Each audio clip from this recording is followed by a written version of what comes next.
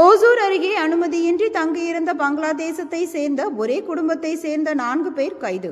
கிருஷ்ணகிரி மாவட்டம் ஓசூர் அருகே ஆவலப்பள்ளி பகுதியில் மீன் வியாபாரம் செய்து கொண்டிருந்த பங்களாதேசத்தை சேர்ந்த ஒரே குடும்பத்தை சேர்ந்த 4 பேர் எந்தவித அனுமதியும் இன்றி தங்கியிருந்தது குறித்து ஓசூர் கூடுதல் காவல் கண்காணிப்பாளர் அனில் அக்ஷய் வக்கரேவிற்கு ரகசிய தகவல் கிடைத்ததின் அடிப்படையில் நல்லூர் போலீசார் அங்கு சென்று விசாரணை மேற்கொண்டனர்.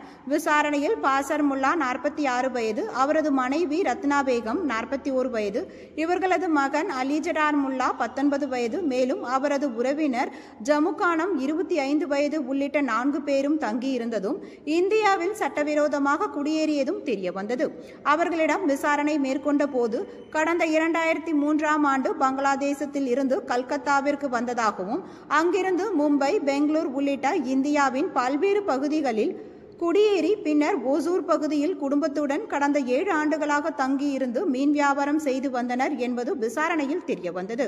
இவர்களை குடும்பத்துடன் போலீசார் கைது செய்து தொடர்ந்து விசாரணை மேற்கொண்டு நீதிமன்ற காவலுக்கு உட்படுத்தப்பட்டு சிறையில் அடைத்தனர்.